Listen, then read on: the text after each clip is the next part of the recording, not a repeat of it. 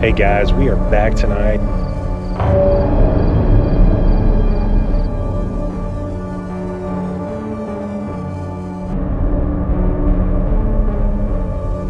Is there anybody that wants to talk to us down here by the nurse's station right now?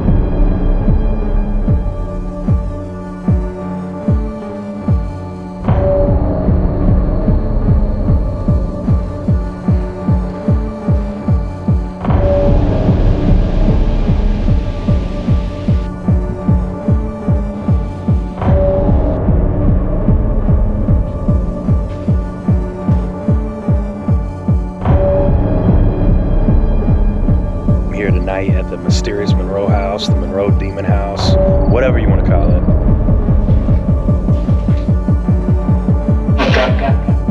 It just said, look out.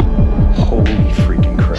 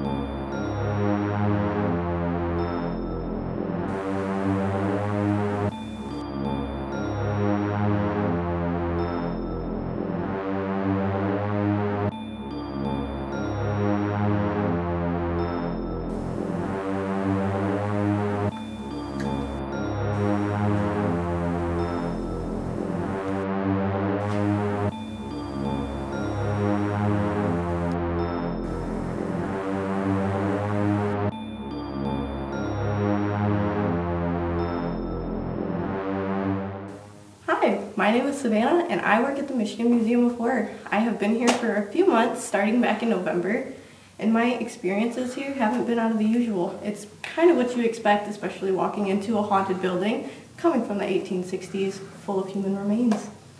Yeah. Crazy. What are some of the paranormal activity that you heard about when you first started working here? Oh, when I first started working here, so the building itself and the museum has brought in a lot of people, a lot of interesting things.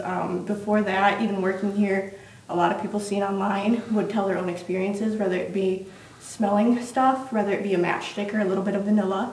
There is an older woman that lives up there, so we believe it might be her, or the children coming down that make their face seen. It's a little shadow boy, he likes to come down and say hi sometimes, or the occasional footsteps on the stairs. So what was the first strange thing that you thought that was potentially paranormal when you started working here? Nothing really spoke out to me. The first thing that really got me when I first came here was walking up those steps into our top room. It is our wet specimen room. That gave me I found out was the funhouse effect. I got very dizzy. It felt like the entire room was spinning and I had to grab out of stuff near me and get out of there as fast as I could. It was a very hot spot when I first started working here. Yes. Do you don't like to acknowledge it sometimes when you're working here alone, closing shop? Like, do you hear stuff and just try to get out of here? It's not that I want to get out of here. I just believe that if I start giving it what it wants, then it might start making its presence known more. Or I don't want something to follow me home. I don't want them to think that I'm a friend. I want them to understand that I'm just here to make sure that they are safe and that they are protected while I am here. I'm not somebody to come home with. I'm not a friend. Well, that was going to be my next question. Has anything ever followed you home? You ever have any dreams about this place you think that's connected? Yeah. So I've started to have a lot of dreams about this place. And that's why I thought something kind of might have followed me or decided to be friends with me. I just started having a lot of dreams about this building, being here, being inside the building. Nobody specific, just this building and being in the museum itself. Every other night, I'm dreaming about this place, and it's very unusual for me. I do not have reoccurring dreams like that. Yeah. Wow. Where would you think is the most active part of the museum? Probably, I honestly don't know. Every other day it has its hot spots, like I said. So sometimes it'll be down here more. Other times it'll be a lot from upstairs. Sometimes we'll have a lot of customers saying the same thing about the same room or certain areas, or even our red room over there we've heard a lot of stuff from. It really just depends. I think they just want to make themselves known on certain days with as many people that lived here and as many specimens as we have acquired. What was that? I just heard that. A little tap on the wall right there. Yeah, so I don't really hear much during the day because I got 4, 5 TVs going and blaring music behind me. So if I hear something, I usually think it's a customer, and I just leave it at that. So I know there's a lot of shops here too. Is there somebody on the other side of this wall? Like, is there a shop that's open right now? Not that Or I anything? know of. Okay. No, there's nobody in the building. Nobody. There's like no on bar either- next door or something. Yeah, no, even the buildings across the street are closed. We are one of the latest businesses to be open on the Monroe Strip. So yeah. So when you started here, did they tell you anything about it being haunted or anything? Oh, I mean, they didn't tell me. I feel like it's kind of common sense at that point, especially walking into a building with an hazmat death mask. And I mean, human heads as is, it kind of really depends on what you believe in, but I believe if you have a part of somebody, parts of them are going to be with you as well. So I do believe that. I've always known this building in Monroe, as it is really haunted. They actually found Indian remains or Native American remains outside, that and more soldiers back in the 80s, 90s maybe? Well, you're saying right outside? 18, yeah, so It's like on the sidewalk area? Or yeah, something? so after the original Rupp and Adams left the building, it was owned by a Mr. Kronbach, so it was a grocery store after that. And then I think 30 years after he was in business or something, they decided to do renovations and add in telephone poles. And when they were digging, that's when they found those remains, and he decided to close up business because of the remains that were found. Wow, so he actually closed it just because of that. Yeah, I don't know if it was 10 or so years, but there is a news article, like archive that you can find on it, yeah. Now, you said this place was actually, it used to be the Undertaker here. They did the whole funeral kind of thing here and all that good stuff See, I don't too. know if it was the entire funeral business. From what we've looked into, the CMU archives, so Central Michigan University, actually has a bunch of old 1800s, even 1900s news articles archived. So the original owner was Adolph Rupp, and we have a Rupp funeral home in Monroe, Michigan that has been open for 160 years. So Wow. he kind of started here. The news articles I found actually stated that he brought embalming to Monroe. So he was one of the first individuals to start embalming people. Wow. So around, whenever Lincoln died, 1860s, that's when embalming became very openly welcomed into homes. And then 1864, he started his business up and kind of started it here. We found news articles about ice boxes down in the basement. Wow. It was a very interesting article. And then after that, nothing really we found other than the ice box, and then we believe he actually did embalmings in the building as well, since that ice box was down there. Yeah, so he kept people here. Yeah. Yeah, he definitely kept people here. Upstairs was also a casket like showroom, so I don't know exactly, so like skirting pedestals, you'd put those caskets on, and even caskets themselves would be featured upstairs in the back of the bedrooms or of the rooms. Wow. Is there anything that the owner Nate has ever told you that he's had something interesting happen to him before we actually meet him? Yeah, so I just remember one time he was telling me about the red room. It was one night after I believe I had closed up, or I was there a day prior. It was very close to me being here, and he said he started smelling matches in the red room, and nobody had been here for about an hour and a half, and I only burn candles like once when I'm here, and that's at the very front, so you should not smell smoke. That and the footsteps that everybody's kind of heard already. Yeah. All Wow. right. Anything else that stands out to you that you haven't told us? Oh, Lord. between seeing the shadow figures and sometimes full apparitions. Well, yeah, I mean, we want to hear about that. Yeah. Tell us about that. So, our gentleman over here behind you fellas is our Oddfellow Society man. We don't really know his name. He doesn't Back want to here? tell anybody. Yep, he's in that at-rest coffin. I believe he showed his face. He's a very short and small gentleman.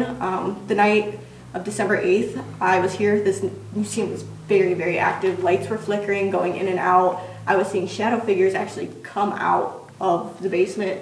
And then, yeah, like I said, I seen a gentleman. I thought it was a customer, and I looked up to like greet them, and there was nobody there. Wow. And you said December 8th because... Yeah, so I ended up finding out, putting 3 and 4 together, that Dimebag Darrell died that night, and we do have a stage that he did take his last breaths on. That's So I right over believe here. that could be a type of talisman, as some people would call it. But yeah, that and wood holds a lot of memory, they said, because he was shot on it. I don't know if they told us it still has blood on it, so that in itself, I believe, is a major key factor. But after he got that stage, a lot of people said that the energy changed in this museum. And it's a heavy building as is, but for somebody and even customers to say, hey, something's up at this building, it speaks volume. Oh yeah. Has anyone ever felt uncomfortable where they left the museum or anything of that nature? Not uncomfortable enough to where they had to leave. I've had a few people step out and take a few breathers because they've gotten so sick. Was there a certain part of the museum that they mentioned to you? Upstairs. It's Upstairs. always the upstairs top room, right as soon as you enter that staircase. I don't know what that was. I don't know. Yeah, I just know anytime anybody goes in there, it feels like you're wobbling or spinning. It's the wet specimen room. Yep. All right, well, yeah, thank you. Yeah, absolutely. So Thank much. you guys for coming. Thanks for talking to having us. me. You. Thank you for having us up here. Of course. Yeah. I wish you guys the best We're of looking luck. forward to Thanks. checking this place out. I mean, there's just a substantial amount of creepy, unsettling items around here, so. Okay.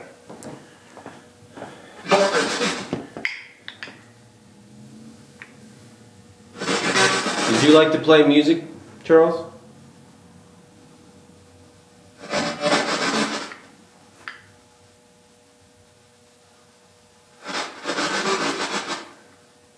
I still can't believe that REM pod went off at the same time it came through your box. Yeah, it's insane. If you're Charles Manson, make that light go off again next to your ashes. Make it. Oh my God! And I just heard a knock. You said if you're Charles Manson. That's crazy. Who's responsible for your soul now, Charles? Does somebody control you? Does somebody follow you around, your spirit? You're without me or something like that? I don't know, yeah.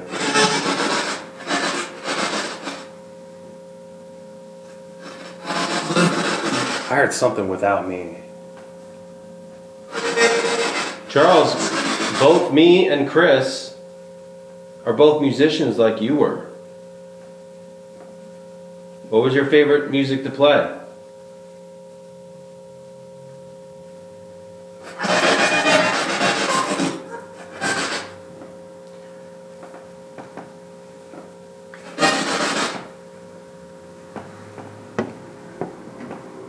Did you hear that?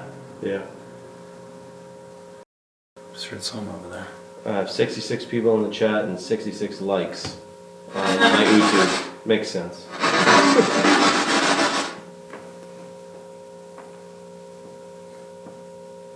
You got all the sixes. Yep. Yeah, makes sense.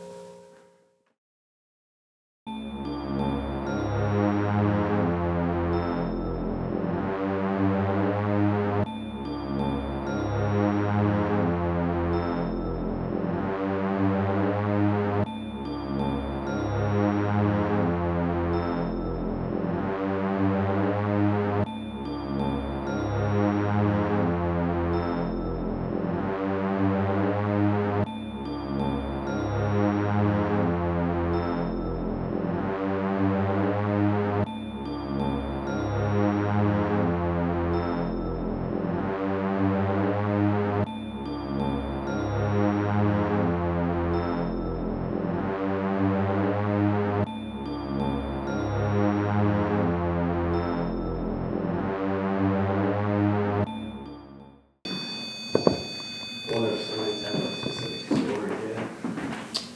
Dude, this is Anton LaVey's Ouija board from the 60s.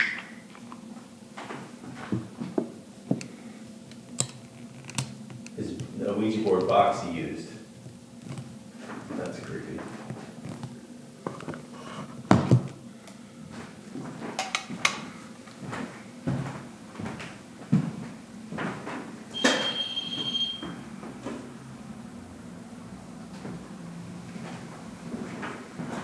You know, I should go grab my sweet box, dude. Right.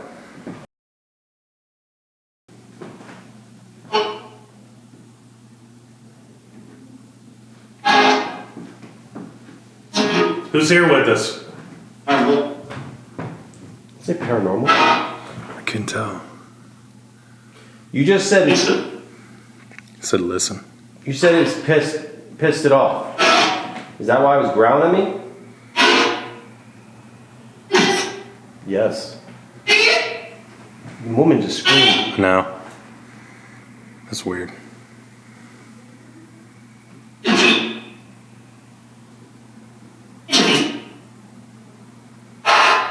Ooh, it's like a scream.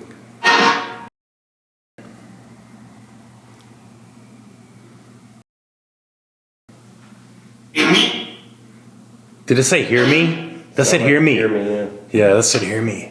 Are there negative spirits attached to some of these I know you. boards? He said I know you. What the hell's that, dude? That's someone's car. Oh, okay. Can you? Can you what? Phone? Yeah, that's what I said. Dude, I feel cold behind me on my neck. Is there somebody behind me?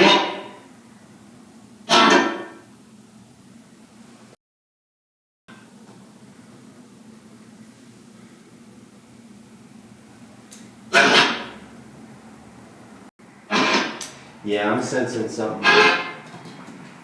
I'm seeing another woman's spirit, and I don't think it's really a woman. It's laughing. But I feel like it's not a serpent, it's something else, doing kind of the same thing. Is there something shape-shifting and laughing, trying to disguise itself as something? Here? Yeah, that's what I said here. What's here?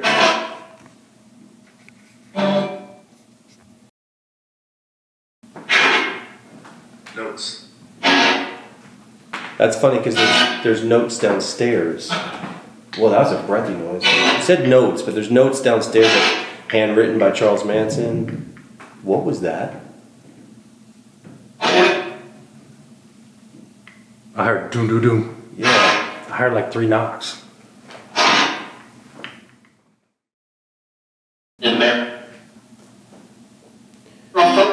What is the negative spirit attached to one of these Ouija boards on the wall?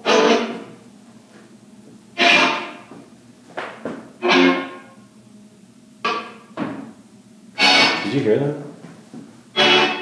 Did you just knock on one of the Ouija boards like I asked you before? It just happened again. That's 2 times. Dude, this is Anton LaVey's box of his Ouija board he used. He wrote 666 on it. Holy shit, right here. Maybe we should put it right here, dude. Where at? Maybe like right here.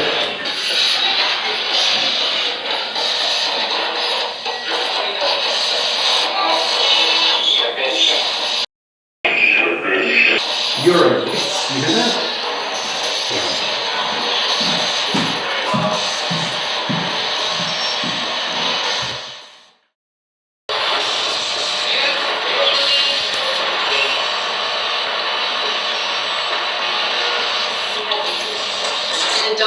Are there many doorways open in these Ouija boards here? 3. 3. Holy shit.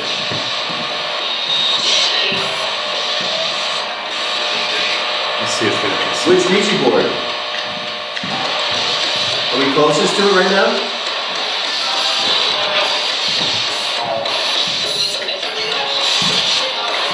Get out. Said get out. That's what I said. Yep. That's what I said. The butler.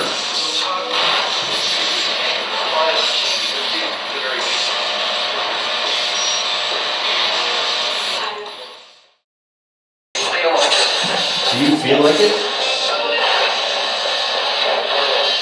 Some girl? I almost feel like I did the first when I was at that other museum where I had to go outside. That bad? Not the first time. The first time that I had to go outside and get air.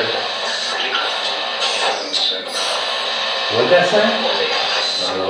What are you trying to do to Chris?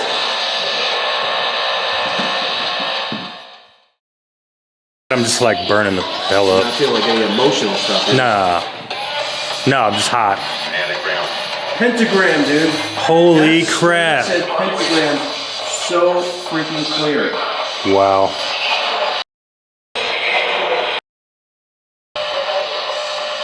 Did you just hear that bang?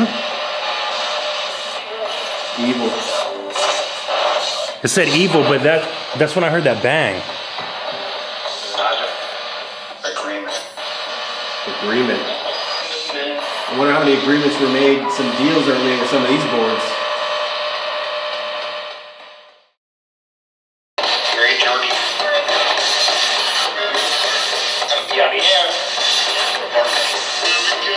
The Ouija. It almost sounded like it said it again.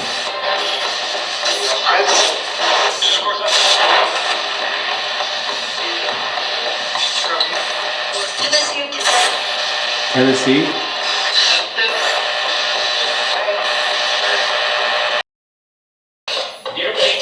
You hate them. That's weird. That's what it looks like. Dude, it said serpent, that's what it looks like. Pretty normal. Wow.